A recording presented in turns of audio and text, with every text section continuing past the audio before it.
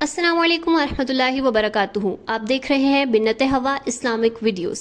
آج کی ویڈیو میں حدیث مبارکہ کی روشنی میں آپ سنیں گے کہ نکاح کیوں کیا جاتا ہے، شگار سے کیا مراد ہے، کیا بغیر مہر کے نکاح ہو جاتا ہے، گدھوں کا گوشت حلال ہے اور اگر حلال ہے تو وہ کون سے گدھے ہیں، حضور علیہ الصلوۃ والسلام نے کس زوجہ کا ولیمہ سب سے بہترین کیا اور ولیمے میں کیا کھلایا. آخر میں آپ سنیں گے کہ نکاح متعہ کیا ہے، کیا آج کے دور میں متعہ کرنا جائز ہے، آج کے دور میں بھی متعہ کیا جاتا ہے. چلیے دیکھتے ہیں. بسم اللہ الرحمن الرحیم. نگاہ کو جھکا دینے والی چیز. حدیث شریف. ابو معاویہ نے ہمیں عامر سے خبر دی، انہوں نے ابراہیم سے، انہوں نے علقمہ سے روایت کی، انہوں نے کہا میں منا میں حضرت عبداللہ بن مسعود رضی اللہ تعالیٰ عنہ کے ساتھ پیدل چل رہا تھا کہ حضرت عثمان رضی اللہ تعالیٰ عنہ سے ان کی ملاقات ہوئی. وہ کھڑے ہو کر ان سے باتیں کرنے لگے. سیدنا عثمان رضی اللہ تعالیٰ عنہ نے ان سے کہا اے ابو عبد الرحمن، کیا ہم کسی نوجوان لڑکی سے آپ کی شادی نہ کرا دیں؟ شاید وہ آپ کو آپ کا وہی زمانہ یاد کرا دے جو گزر چکا ہے. حضرت عبداللہ بن مسعود رضی اللہ تعالیٰ عنہ نے کہا اگر آپ نے یہ بات کہی ہے تو اس سے پہلے رسول اللہ صلی اللہ تعالیٰ علیہ وسلم نے ہم سے فرمایا تھا اے جوانوں کے گروہ، تم میں سے جو کوئی شادی کی استطاعت رکھتا ہو وہ شادی کر لے. یہ نگاہ کو زیادہ جھکانے والی اور شرمگاہ کی زیادہ حفاظت کرنے والی ہے، اور جو استطاعت نہیں رکھتا تو وہ روزے کو لازم کر لے، یہ اس کے لیے خواہش کو قابو میں کرنے کا ذریعہ ہے. کیا اب بھی نکاح متعہ جائز ہے؟ حدیث شریف. ربیع بن صبورہ جوہنی نے حدیث سنائی کہ ان کے والد نے انہیں حدیث بیان کی کہ وہ رسول اللہ صلی اللہ تعالیٰ علیہ وسلم کے ساتھ تھے. آپ صلی اللہ تعالیٰ علیہ وسلم نے فرمایا لوگو، بے شک میں نے تمہیں عورتوں سے متعہ کرنے کی اجازت دی تھی اور بلا شبہ اب اللہ تعالیٰ نے اسے قیامت کے دن تک کے لیے حرام کر دیا ہے. اس لیے جس کسی کے پاس ان عورتوں میں سے کوئی عورت موجود ہو تو وہ اس کا راستہ چھوڑ دے، اور جو کچھ تم لوگوں نے انہیں دیا ہے اس میں سے کوئی چیز واپس مت لو. کیا گدھوں کا گوشت حلال تھا؟ حدیث شریف.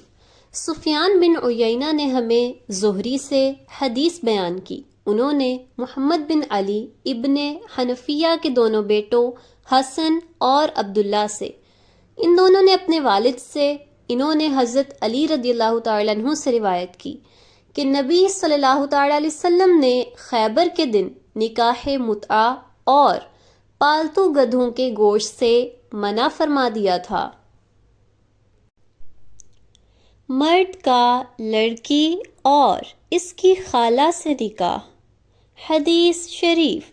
رسول اللہ صلی اللہ تعالیٰ علیہ وسلم نے منع فرمایا کہ کوئی شخص کسی عورت اور اس کی پھپھی کو اور کسی عورت اور اس کی خالہ کو اپنے نکاح میں ایک ساتھ جمع کرے. ابن شہاب نے کہا ہم اس منکوحہ عورت کے والد کی خالہ اور والد کی پھپھی کو بھی اسی حیثیت میں دیکھتے ہیں. پیغام نکاح. حدیث شریف.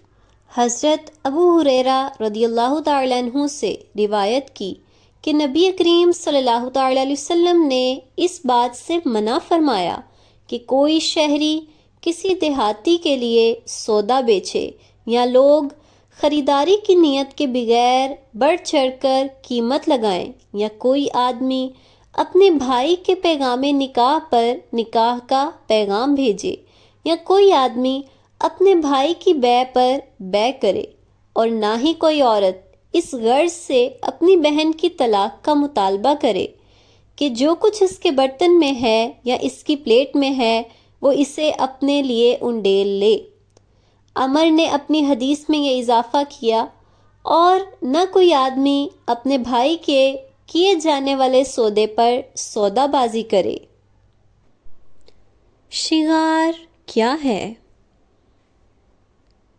حدیث شریف حضرت ابن عمر رضی اللہ تعالیٰ عنہما سے روایت کی کہ رسول اللہ صلی اللہ تعالیٰ علیہ وسلم نے شغار سے منع فرمایا، اور شغار یہ ہے کہ آدمی اپنی بیٹی کا نکاح اس شرط پر کرے کہ وہ دوسرا بھی اپنی بیٹی کا نکاح اس سے کرے گا اور ان دونوں کے درمیان مہر نہ ہو۔ حضور صلی اللہ تعالیٰ علیہ وآلہ وسلم نے ان گنت لوگوں کو ولیمہ کی دعوت دی۔ حدیث شریف حضرت انس رضی اللہ تعالیٰ عنہ سے روایت کی، انہوں نے کہا جب نبی کریم صلی اللہ تعالیٰ علیہ وسلم نے حضرت زینب رضی اللہ تعالیٰ عنہ سے نکاح کیا تو ام سلیم رضی اللہ تعالیٰ عنہ نے ایک بڑے برتن میں خیس بھی آپ کی خدمت میں بطور ہدیہ پیش کیا۔ انس رضی اللہ تعالیٰ عنہ نے کہا نبی صلی اللہ تعالیٰ علیہ وسلم نے فرمایا جاؤ اور مسلمانوں میں سے جو بھی تمہیں ملے اسے میرے پاس بلا لاؤ۔ تمہیں جس سے ملا اسے آپ کی طرف دعوت دی۔ لوگ آپ کی خدمت میں حاضر ہوتے، کھانا کھاتے اور نکل جاتے۔ نبی اکرم صلی اللہ تعالیٰ علیہ وسلم نے کھانے پر اپنا ہاتھ رکھا اور اس میں برکت کی دعا کی۔ اس کے بارے میں جو اللہ نے چاہا کہ آپ کہیں، آپ نے کہا، اور میں جس کو بھی ملا ان میں سے کسی ایک کو بھی نہیں چھوڑا مگر اسے دعوت دی۔ لوگوں نے کھایا حتیٰ کہ سیر ہو گئے اور نکل گئے۔